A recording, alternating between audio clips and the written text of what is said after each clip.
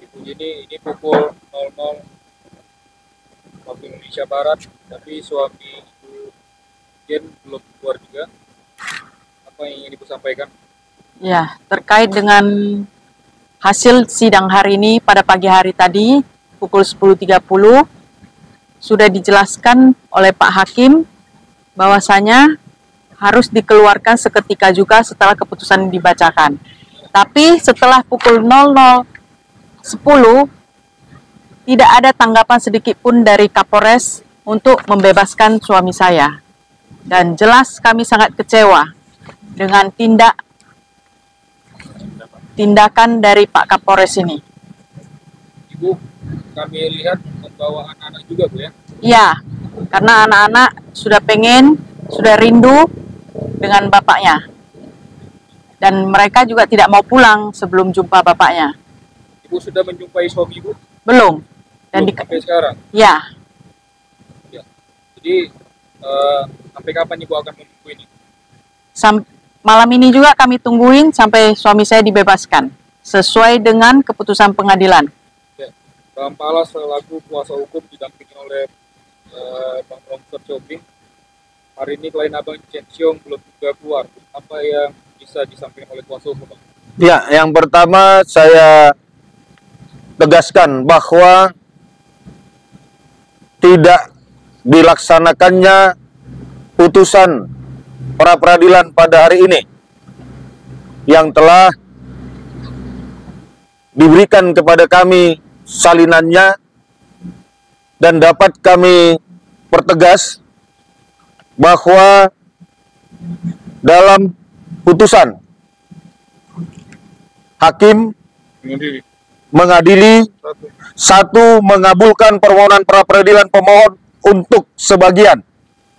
Dua, menyatakan tindakan para termohon, menetapkan pemohon sebagai tersangka dengan dugaan tindak pidana penggelapan dalam jabatan dan penipuan sebagaimana dimaksud dalam pasal 374 junto pasal 378 Kitab Undang-Undang Hukum Pidana oleh para termohon berdasarkan surat penetapan tersangka nomor SP.TAP garing 276 garing 8 Romawi garing res titik 1.11 garing 2023 garing reskrim tertanggal 30 Agustus 2023 adalah tidak sah dan tidak berdasar atas hukum, dan oleh karenanya penetapan tersangka aku tidak mempunyai kekuatan hukum mengikat.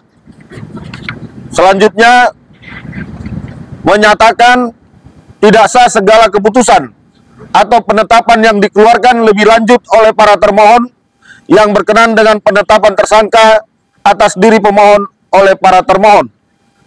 Yang keempat, memerintahkan para termohon pra peradilan untuk mengeluarkan pemohon pra peradilan dari rumah tahanan polisi, Polres Pelabuhan Belawan, dan atau rumah tahanan negara lainnya seketika setelah putusan diucapkan. Saya ulangi, seketika setelah putusan ini diucapkan.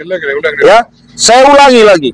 Ya, memerintahkan kepada para termohon pra peradilan untuk mengeluarkan pemohon pra peradilan dari rumah tahanan polisi Polres Pelabuhan Belawan dan atau rumah tahanan negara lainnya seketika setelah putusan ini diucapkan. Memulihkan hak pemohon dalam kemampuan, kedudukan, dan harkat serta martabatnya. Menolak permohonan pemohon untuk selebihnya. Artinya di sini tidak ada lagi multitafsir.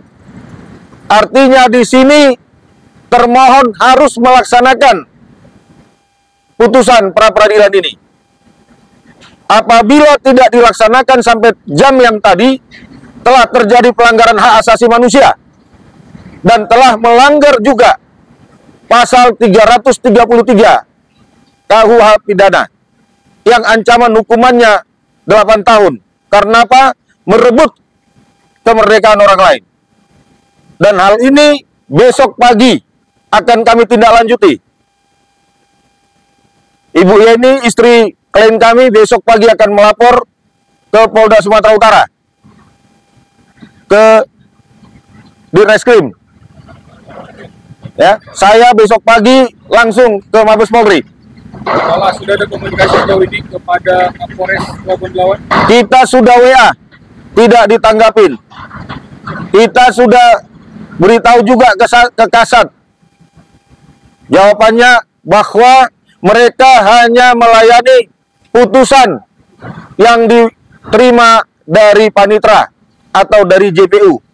Ya, Bapak, kami sudah mengkonfirmasi Kabid Humas Polda Sumatera Utara Kombes Pol Hadi Wahyudi dan menyampaikan bahwasannya kasus Lain Abang Chen Xiong sudah P21.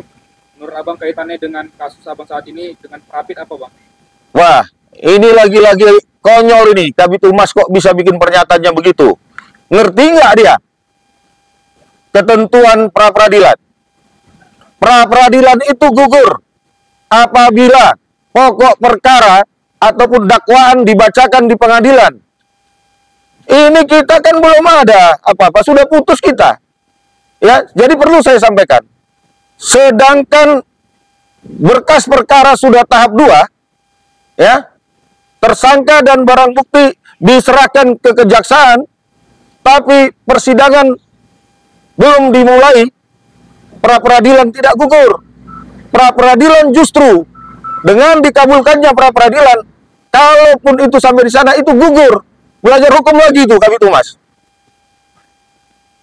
Terakhir, Bang, jika sampai besok Lain Abang tidak juga dikeluarkan, apa langkah hukum yang akan dilakukan oleh... Dikeluarkan pun besok tetap laporan jalan, karena sudah terjadi pelanggaran.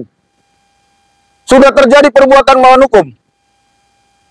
Ya, sama halnya seperti yang tadi Bang Prasetyo tanya saya. Laporan saya terhadap Kapolres ke Propam, walaupun sudah selesai, saya tetap lanjutkan itu.